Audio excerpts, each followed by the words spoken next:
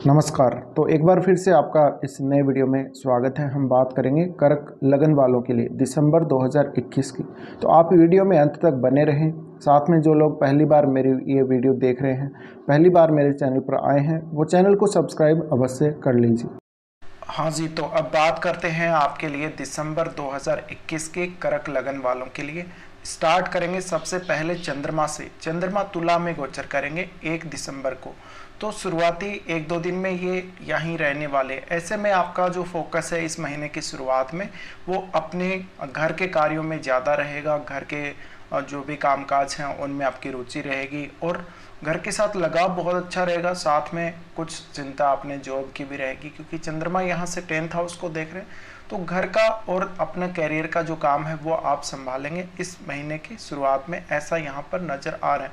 और ये आपके लग्नेश है। लग्नेश होने की स्थिति में अगर आपको कोई प्रॉपर्टी संबंधी फायदा हो रहा हो, ऐसा कोई भी काम हो वो बनेगा। घर में सुख शांति रहेगी, घर में काफ़ी आनंद से आप रह पाएंगे। तो ये स्थिति काफ़ी अच्छी कही जा सकती है। इसके बाद अब हम सूर्य के बारे में बात करेंगे। देखिए, सूर्य जो 2nd हाउस के स्वामी हैं, ये वृश्चिक राशि में रहेंगे। वृश्चिक में ये 16 दिसंबर तक रहने वाले हैं। तो 16 दिसंबर तक यहाँ पर इनकी जो युति होगी केतु के साथ होगी और मंगल के साथ भी इनकी युति रहेगी। तो मंगल हालांकि 5 दिसंबर से आ रहे हैं, तो 5 दिसंबर से आने की वजह से इनका जो सूर्य के साथ युति है वो थोड़े ही दिन की होगी।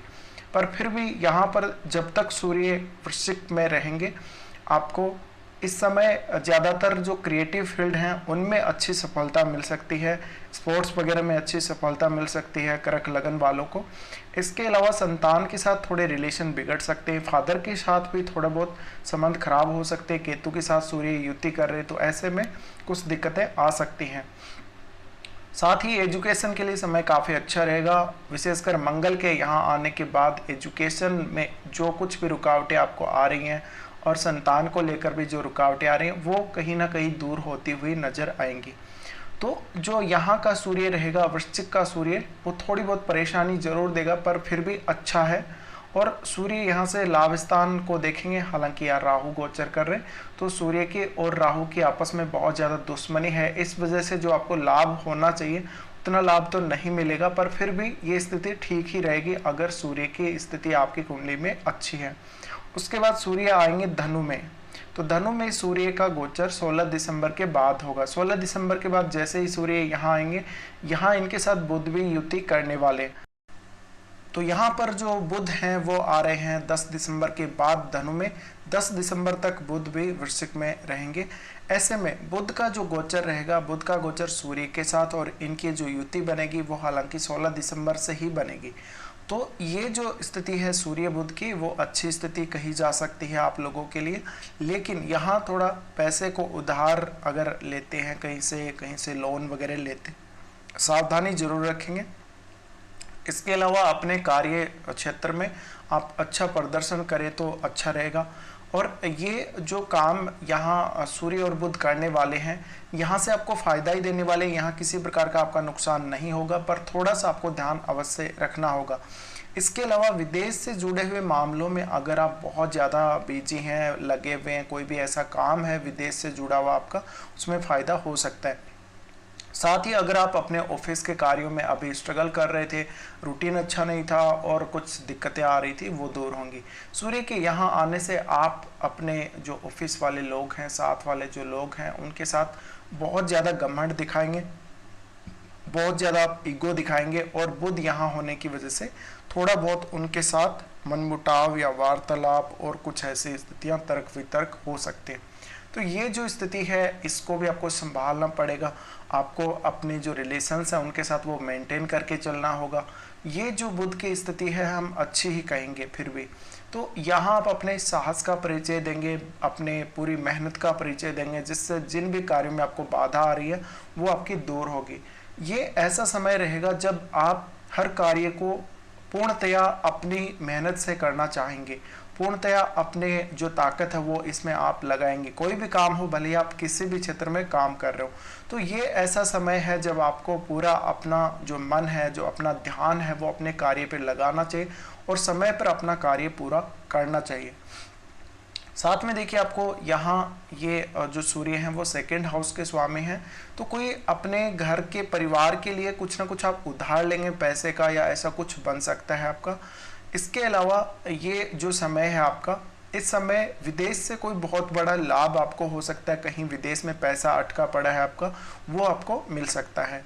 तो ये स्थिति इस प्रकार से आपके लिए बनेगी। और सूर्य का जो गोचर है वो लगभग पूरे दिसंबर के फिर बाद में धनु में ही रहेंगे, ऐसे में आपको बाद में कोई दिक्कत नहीं आने वाली। अब बात करेंगे यहाँ पर बुध की अगर बात करें तो बुध देखिए 12वें स्थान के स्वामी हैं और वो तृतीय भाव के भी स्वामी हैं। और बुध 10 दिसंबर तक वृश्चिक में रहने वाले, 10 दिसंबर तक जब तक ये वृश्चिक में रहेंगे तब तक एजुकेशन के लिए समय ठीक ठाक रहेगा, किसी प्रकार की कोई दिक्कत नहीं होगी। यहाँ केतु के होने से थोड़ी बहुत दिक्कत आपको जरूर आ सकती है। प्रेम संबंधों के लिए कर्क वालों के लिए ये महीना अच्छा नहीं कहा जा सकता। साथ ही यहाँ बुध के होने से आपके डिसीजन कुल मिला के ठीक होंगे, संतान के साथ थोड़ा वार्तालाप बढ़ेगा और आप जो लॉजिक लगाएंगे अपने डिसीजंस में, अपना जो भी काम करेंगे उसमें आप लॉजिक का प्रयोग बहुत ज़्यादा करने वाले हैं बुध के पंचम में होने की वजह से। इसके बाद बुध यहाँ पर देखिए, बुध जो कि सबसे पहले यहाँ लाभ स्थान को भी देखेंगे तो राहु पर इनकी दृष्टि पड़ेगी तो आपको लाभ दिलाएंगे। और यहाँ जो बुध धनु में आ जाएंगे, धनु में आने के बाद आपको विदेश से लाभ ज़्यादा यहाँ पर दिख रहा है और विदेशी कार्यों में आपको ज़्यादा अच्छा यहाँ पर रिजल्ट मिलेगा। तो ये जो बुध की स्थिति है ये दिखाती कि आप अपने कार्य क्षेत्र में जब ये धनु में आ जाएंगे उसके बाद आपको काफ़ी सही डिसीजन, काफ़ी अच्छे से अपना रूटीन मेंटेन करेंगे आप, और सब कुछ जो आप अपना डेली का काम करते हैं उसको बहुत अच्छे से मेंटेन करते आगे बढ़ जाएंगे। इसके बाद शुक्र की बात करते हैं। देखिए शुक्र है वो वक्री रहेंगे और 8 दिसंबर तक शुक्र धनु में रहने वाले, उसके बाद वो जा रहे सप्तम में। सप्तम से वो यहाँ पर देखिए सप्तम में ही गोचर करेंगे शनि, तो यहाँ बहुत ही अच्छी स्थिति बन रही है, यहाँ पर विवाह के चांसेस भी बन रहे हैं। लेकिन यहाँ शुक्र है वो वक्री स्थिति में रहने वाले, तो यहाँ जो शुक्र की वक्री स्थिति बनेगी 19 दिसंबर से बनेगी। 19 दिसंबर से यहाँ शुक्र वक्री होने वाले हैं और ये मकर से धनु में वक्री होंगे। मकर से धनु में यानी इनका जो गोचर रहेगा दिसंबर में वो धनु और मकर इन दो ही राशियों में रहेगा। ऐसे में आपको इस महीने विवाह के चांसेस बन सकते हैं, बहुत अच्छे चांसेस बन सकते हैं। और जो ऑलरेडी विवाहित लोग हैं उनकी मैरिड लाइफ काफ़ी अच्छी चल सकती है। साथ में देखिए यहाँ पर शुक्र हैं वो लाभ स्थान के स्वामी होकर आ रहे हैं, तो ऐसे में और लाभ स्थान में राहु भी गोचर कर रहे हैं। ऐसे में कोई ना कोई बिजनेस हो उससे लाभ होगा, कोई ना कोई आपका मान लीजिए शुक्र से रिलेटेड ही बिजनेस हो उसमें बहुत बड़ा कोई फायदा हो सकता है। इसके साथ ही देखिए सप्तमेश खुद सप्तम में है, ऐसे में विवाह के बहुत ज़्यादा चांसेस आपको बनेंगे, तो ये बहुत अच्छी स्थिति कही जा सकती है आप लोगों के लिए। यहाँ शनि साथ में, इसलिए थोड़ी सी पाबंदी भी आपको देखने को मिलेगी। आप एकदम से जो हम कह सकते हैं कि एकदम सीमाएं नहीं लांघ पाएंगे किसी भी काम में, थोड़ी यहाँ पर जो शनि की पाबंदियां हैं वो भी आपको देखने को अवश्य मिलेंगी। तो शनि की वजह से आपका जो पार्टनर होगा, जो आपका सामने वाला होगा, यानी पुरुष, अगर आप पुरुष हैं तो स्त्री और अगर आप स्त्री हैं तो पुरुष, थोड़ा सा टाइट नेचर का आपको मिल सकता है कोई ना कोई। तो ऐसी स्थिति यहाँ पर शनि और शुक्र बना रहे। साथ में देखिए शनि का शुक्र के साथ होना, जो लोग ऑलरेडी मैरिड हैं उनकी लाइफ में भी जो फुल एक एंजॉय होता है, आप पूरी तरह से अपने फैमिली के साथ एंजॉय करते हैं, अपने पार्टनर के साथ एंजॉय करते हैं, वहाँ शनि कहीं ना कहीं कुछ ब्रेक लेके आते हैं। ऐसे में अब यहाँ देखिए अगर बात करें बिजनेस की तो भी ऐसी ही स्थिति है। आपका बिजनेस हालांकि ग्रो होगा लेकिन वो रिजल्ट जो मिलने चाहिए आपको एक्चुअल में वो थोड़ा धीरे धीरे ही यहाँ पर देखने को मिलेंगे। अब शनि, यहाँ पर शनि की बात तो हालांकि हम बाद में करेंगे, शुक्र की बात कर रहे हैं तो शुक्र का यहाँ पर आना कहीं ना कहीं आपकी लाइफ में रोमांस भरेगा और शुक्र यहाँ से आपके लगन को देखेंगे, तो ऐसे में आपको भी ये इस प्रकार की जो प्रवृत्ति है वो देने वाले हैं। तो यहाँ पर शुक्र का एक जो रिजल्ट अगर कहा जाए तो अच्छा ही कहा जाएगा। इस समय आपको अपने पार्टनर से बहुत ज़्यादा लाभ हो सकता है। अगर आप एक पुरुष हैं तो आपको अपने पार्टनर से बहुत ही ज़्यादा लाभ मिलने की उम्मीद की जा सकती है। इसके बाद मंगल के बारे में बात करेंगे। मंगल जो कि पंचम के स्वामी बनते हैं और मंगल 5 दिसंबर से वृश्चिक में आएंगे। 5 दिसंबर से जैसे ही इनका गोचर स्टार्ट होगा एजुकेशन से संबंधित जितने भी कार्य अटके हुए हैं स्टूडेंट्स के, वो पूरे होने लगेंगे। साथ ही जो संतान से रिलेटेड कुछ दिक्कतें आ रही थी, केतु के यहाँ होने की वजह से कुछ और दिक्कतें आ रही थी, प्रेम संबंधों में बाधा आ रही थी। हालांकि प्रेम संबंधों में स्थिति अब भी वैसी ही रहेगी, लेकिन एजुकेशन और संतान पक्ष को लेकर स्थितियां बहुत हद तक यहाँ सुधरती हुई देखने को मिलेंगी। इसके अलावा यहाँ का जो मंगल है, ये पंचम का मंगल, और ये स्पोर्ट्स से जुड़े हुए लोगों के लिए बहुत अच्छा रहेगा। कोई ना कोई आर्टिस्टिक नेचर से जुड़े हुए लोगों को बहुत अच्छा लाभ देगा। मंगल अपनी राशि का है, तो सोचने समझने में आप बहुत यहाँ पर देरी नहीं करने वाले हैं एक तरह से। और केतु यहाँ होने की वजह से हालांकि थोड़ा फ्रस्ट्रेट आप जरूर होंगे, अपनी संतान के साथ भी रिलेशंस को लेकर फ्रस्ट्रेट होंगे, बट मंगल यहाँ होने की वजह से आपके सारे जो काम हैं वो काफ़ी तेज़ी से बनेंगे। अब मंगल यहाँ से लाभ स्थान को देखेंगे, और लाभ स्थान में क्योंकि राहु गोचर कर रहे हैं, पर फिर भी एक अच्छी स्थिति हम कह सकते हैं मंगल की। यहाँ पर अपने घर का मंगल है, तो आपको ये 5th हाउस से संबंधित लॉस नहीं होने देंगे। इसके साथ ही मंगल जो कि यहाँ से अपनी अगली जो यहाँ एक 4th जो एस्पेक्ट डालेंगे वो यहाँ डालेंगे सबसे पहले, ये इनकी पहली ही एस्पेक्ट होगी। तो यहाँ गुरु गोचर कर रहे हैं और अष्टम पर ये दृष्टि डाल रहे, तो यहाँ भी आपको नुकसान नहीं करने वाले, कुछ ना कुछ फायदा ही देने वाले। साथ में अकल्ट में इंटरेस्ट बहुत ज़्यादा रहेगा, देखिए, क्योंकि गुरु यहाँ गोचर करे और पंचम का जो स्वामी है, यानी पंचम भाव का संबंध यहाँ पर आपका बन रहा है अष्टम से। इसके साथ ही देखिए मंगल क्योंकि लाभ स्थान को देख रहे हैं, और उसके बाद वो देख रहे हैं 12वें भाव को, यानी उनके 8वीं दृष्टि से। तो 8वीं दृष्टि से यहाँ देखने की वजह से आपको विदेश से लाभ हो सकता है। अब आगे बढ़ते हैं। देखिए मंगल यहाँ पर 10th लॉर्ड है, तो ऐसे में आपका कोई ऐसा मान लीजिए काम है, आर्टिस्टिक काम है, आपका कोई सेना पुलिस वगैरह ऐसा कोई काम है, या ऐसा कोई एग्ज़ाम भी है, उसमें आपका प्रदर्शन काफ़ी अच्छा रह सकता है। तो स्टूडेंट्स के लिए अच्छा समय है ये। इसके बाद हम आगे बढ़ते हैं और बात करते हैं यहाँ पर धनु राशि के जो स्वामी हैं गुरु के बारे में। और गुरु देखिए, गुरु यहाँ पर 6th के स्वामी हैं, इसके अलावा वो 9th के भी स्वामी हैं, और गुरु का गोचर होगा कुंभ में। तो कुंभ में इनका गोचर आपके लिए अच्छा ही कहा जाएगा। 6th के स्वामी होकर वो जा रहे हैं यहाँ पर आपके अष्टम में जा रहे हैं, तो अष्टम में जा रहे हैं, यहाँ पर 9th के भी स्वामी हैं। ऐसे में यहाँ पर विपरीत राजयोग जैसी स्थिति भी बन रही है, और क्योंकि जो आपका अष्टमेश है वो अच्छी स्थिति में है, वो अपनी खुद की ही राशि में गोचर कर रहा है, तो ऐसी स्थिति में ये जो गुरु हैं वो आपके ससुराल पक्ष के गुरु हैं। और आप देखेंगे कि आपका जो ससुराल पक्ष का जो खेमा है, उनके जो लोग हैं, उनका जो परिवार है, काफ़ी आध्यात्मिक होगा। ये उन लोगों के लिए काफ़ी लकी समय होगा गुरु का ये गोचर का समय। इसके साथ ही आपके धन में भी वृद्धि कराएगा गुरु, क्योंकि गुरु यहाँ से देखेगा आपके 2nd हाउस को, तो काफ़ी अच्छा कहा जा सकता है। अब यहाँ हम कह सकते हैं थोड़ा सा देखिए 9th हाउस का लॉर्ड होके गुरु आ रहे हैं अष्टम में, तो यहाँ पर आपको हालांकि भाग्य का लाभ पूरा मिलेगा।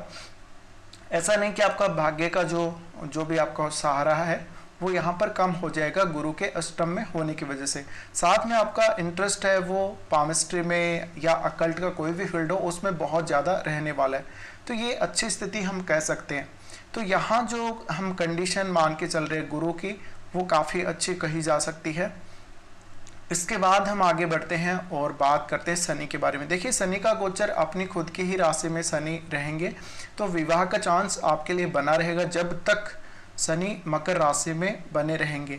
इसके साथ ही इनके साथ जब शुक्र रहेंगे तब आपके जो विशेषकर जो लड़के हैं उनका चांस बनेगा, और लड़कियों का भी बनेगा, पर यहाँ क्योंकि शुक्र है वो लड़कों के लिए उनकी वाइफ को रिप्रेजेंट करता है, तो ऐसे में उनके लिए ज़्यादा संभावना बनेगी जब शुक्र मकर में रहेंगे। और शनि तो क्योंकि सप्तमेश खुद है ही, तो इस वजह से आपके लिए शनि का जो यहाँ पर गोचर है उसकी वजह से चांस बनेगा ही। तो ये शनि जब तक सप्तम में है तब तक आपको विवाह का चांस बनेगा। अब शनि यहाँ पर अष्टम के लॉर्ड होके आ रहे हैं, तो ऐसे में थोड़ी बहुत दिक्कत पैदा कर सकते हैं जो ऑलरेडी मैरिड हैं उनकी लाइफ में, और कुछ ना कुछ मनमुटाव आपस में, कुछ ना कुछ प्रकार की कोई दिक्कतें आ सकती हैं। अगर आपका कोई पहले से बिजनेस है तो उसमें बहुत ज़्यादा उतार चढ़ाव देखने को मिल सकता है। अगर नया बिजनेस आप ऐसे समय में स्टार्ट करते जब शनि यहाँ गोचर कर रहे, तो शुरू में आपका बिजनेस है वो बहुत स्लो चलेगा, ग्रो नहीं होगा, आपको बहुत ज़्यादा फ्रस्ट्रेशन होगी, तो ऐसी स्थितियाँ बन सकती हैं। अब देखिए लगभग हमने सभी ग्रहों के बारे में बात की, तो अब हम बात कर लेते हैं एक बार कुछ अच्छे और ख़राब दिनों की। तो सबसे पहले आपके लिए कर्क लगन वालों के लिए इस महीने में कौन कौन से अच्छे दिन रहने वाले हैं उनकी बात सबसे पहले कर लेते हैं। तो आपके लिए इस महीने में जो अच्छे दिन रहने वाले हैं 1, 2, 21, 22, 23, 24 और 25, ये दिन काफ़ी अच्छे आपके लिए बीतेंगे। इसके बाद बात करते हैं कुछ खराब दिनों की। अगर खराब दिनों की बात की जाए तो चंद्रमा का गोचर जब धनु में होगा 5 और 6 तारीख को, तो आपको थोड़ा सा सावधान रहना होगा, कहीं से पैसा उधार नहीं लेना है, शत्रुओं से थोड़ी सावधानी बरतनी होगी, अपना हर कार्य आप समय पर करेंगे तो अच्छा रहेगा। हेल्थ वाइज भी थोड़ी बहुत दिक्कतें आ सकती है, कुछ अनावश्यक खर्चे हो सकते हैं। 5 और 6 तारीख का समय कुछ इसी प्रकार का रहेगा।